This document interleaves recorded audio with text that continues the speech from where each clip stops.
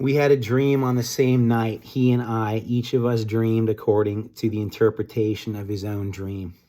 Now a Hebrew youth was with us there, a servant of the captain of the bodyguard, and we related them to him, and he interpreted our dreams for us. To each one he interpreted according to his own dream. Just as he interpreted for us, so it happened. He restored me in my office, but he hanged him. Then Pharaoh sent and called for Joseph, and they hurriedly brought him out of the dungeon. And when he had shaved himself and changed his clothes, he came to Pharaoh.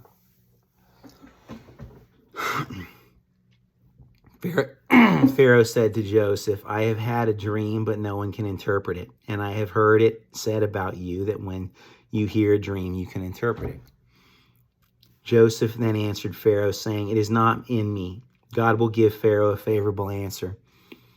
So Pharaoh spoke to Joseph, In my dream, behold, I was standing on the bank of the Nile, and behold, 7 cows, fat and sleek, came up out of the Nile, and they grazed in the marsh grass. Lo, 7 other cows came up after them, poor and very ugly and gaunt, such as I had never seen for ugliness in all the land of Egypt. And the lean and ugly cows ate up the first 7 fat cows. Yet when they had devoured them, it could not be detected that they had devoured them, for they were just as ugly as before. Then I awoke. I also saw in my dream, and behold, 7 ears full and good came up on a single stalk, and lo, 7 ears, withered thin and scorched by the east wind, sprouted up after them. And the thin ears swallowed the 7 good ears. Then I told it to the magicians, but there was no one who could explain it to me.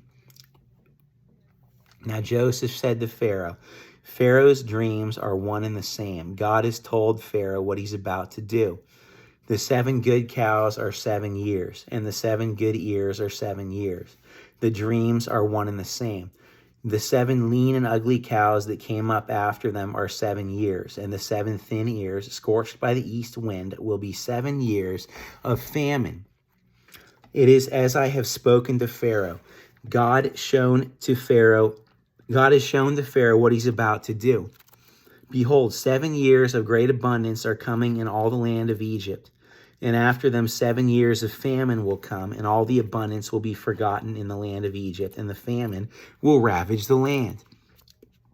So the abundance will be unknown in the land because of that subsequent famine, for it will be very severe.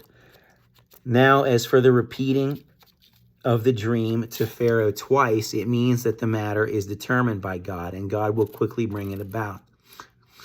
Now let Pharaoh look for a man discerning and wise, and let him set him over the land of Egypt. Let Pharaoh take action to appoint overseers in charge of the land, and let him exact the 5th of the produce of the land of Egypt in the 7 years of abundance. Let them gather all the food of these good years that are coming, and store up the grain for food in the cities under Pharaoh's authority, and let them guard it.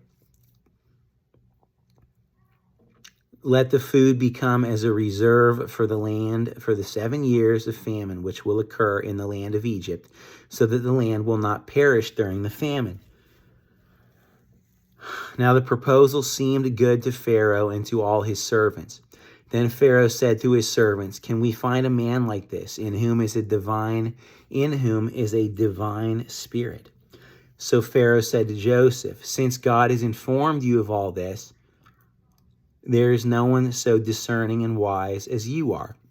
You shall be over my house, and according to your command all my people shall do homage. Only in the throne I will be greater than you. Pharaoh said to Joseph, See, I have set you over all the land of Egypt. Then Pharaoh took off his signet ring from his hand and put it on Joseph's hand, and clothed him in garments of fine linen, and put the gold necklace around his neck. He had him ride in his 2nd chariot, and they proclaimed before him, Bow the knee, and he set him over all the land of Egypt. Moreover, Pharaoh said to Joseph, Though I am Pharaoh, yet without your permission no one shall raise his hand or foot in all the land of Egypt. Then Pharaoh named Joseph Zaphanath-Paneah, and he gave him, which means God speaks, he lives. Okay. He gave him Asenath, the daughter of Potiphar, priest of On, as his wife, and Joseph went forth over the land of Egypt. Now Joseph was 30 years old when he stood before Pharaoh, or entered the service of Pharaoh.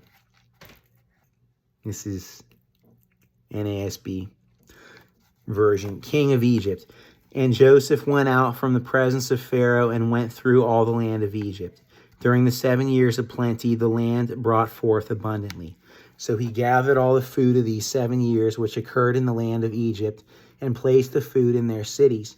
He placed in every city the food from its own surrounding fields.